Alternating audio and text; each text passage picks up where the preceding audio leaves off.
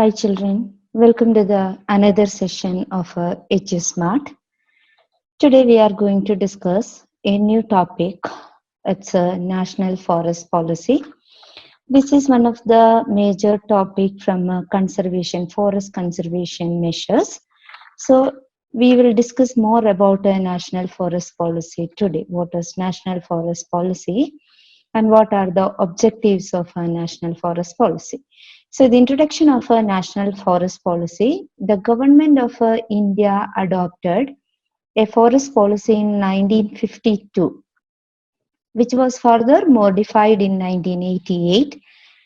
This policy emphasized on sustainable forest management in order to expand the forest reserves and to meet the needs of the local people. So the national forest policy, it is an initiative from the government of India. First they established it was in 1952, then they modified that in 1988. The major aim of this was the sustainable forest management in order to expand forest reserves and to meet the needs of the local people. So we will discuss in detail the objectives of a national forest policy. Here are the points. First one is maintenance of environmental stability through forest preservation. Maintenance of environmental stability through forest preservation, where necessary restoration of the ecological balance that had been adversely disturbed by serious depletion of the forests of the country. That means through the forest preservation, they are maintaining the environmental stability. That is the first and foremost objective of a national forest policy. Next one is conserving the natural heritage of country by preserving the remaining natural forest care. See here, conserving the natural heritage. Okay, forest cover is considered as one of the natural heritage. Preserving the remaining natural forest. That means a depletion of a forest cover. It's reached to peak stage. So they are preserving the remaining natural forest. That is another important objective of national forest policy. Next point is increasing substantially the forest in the country through massive afforestation, where we are cutting the trees, and through the people's participation, afforestation also carrying out by this national forest policy, increasing substantially the forest in the country through massive afforestation. So the next points are it's a continuation of the objectives of the national forest policy, meeting the requirements of fuel wood, fodder, minor forest produce, and small timber of the rural and the tribal population. As we all know, tribal populations are the part and parcel of India's culture, and they are the part and parcel of a forest cover also.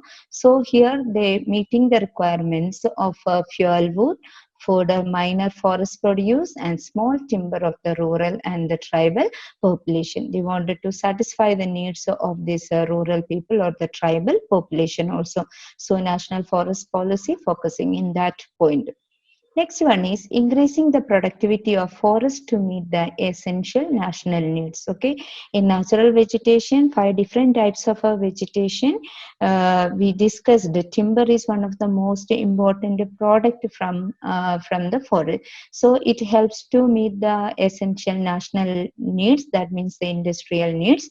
So increasing the productivity of forest to meet the essential national needs. Next one is encouraging efficient utilization of a forest produce and maximizing substitution of wood. Two important points are here.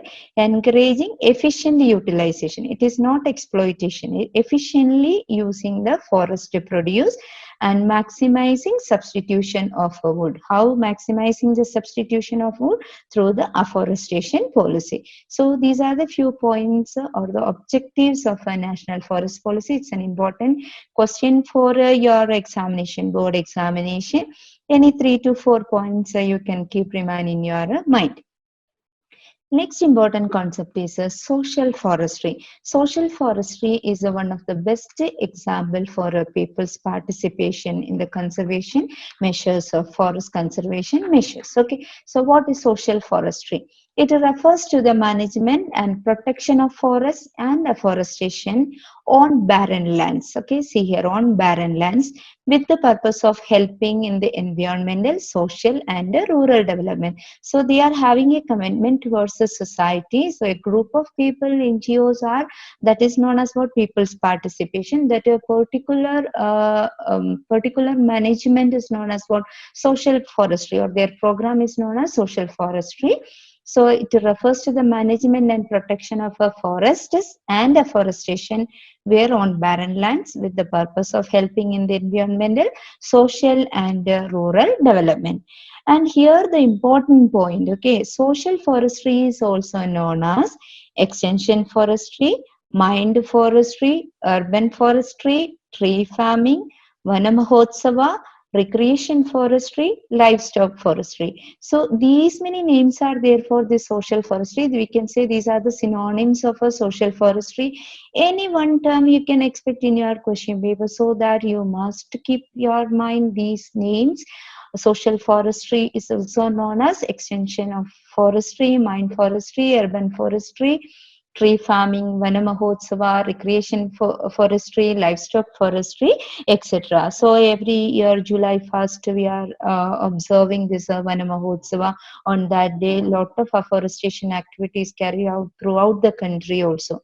And most of these names indicate utility of the forest features of social forestry. That means the National Forest Policies programs carried out by this social forestry with the participation of people.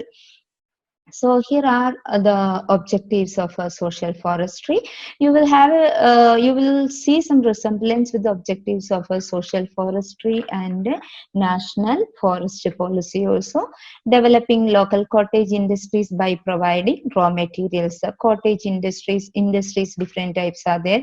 Cottage industry mainly it's focused on rural people and the tribal people. So developing local cottage industries by providing raw materials. That means they are helping the local people or the tribal people through this social forestry programs. Providing efficient conservation of soil and water by planting more trees. They can check the soil erosion and flood also, and providing efficient conservation of soil and water. Providing employment opportunities to the rural people, and you need to connect this third point to the first point, developing local cottage industries. That means they are providing the employment opportunities to the rural people. We can see in different trade fairs and all tribal communities, various types of products are available in the market.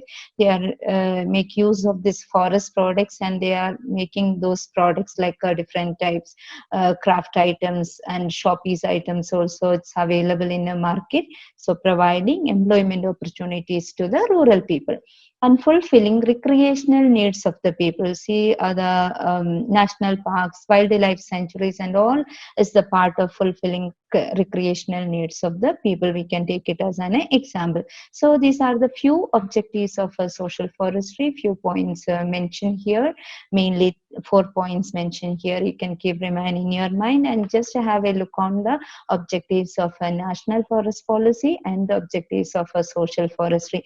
National social forestry is a part and parcel of a national forest policy. They are carrying out their work through, or their objectives, they are fulfilling their objectives through the people participation. So here are the points to focus.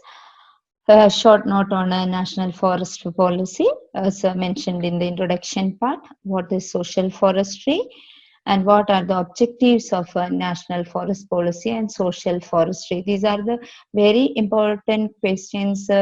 Repeatedly, it's asked in board exams also. So you can focus on these points, especially from the national forest policy.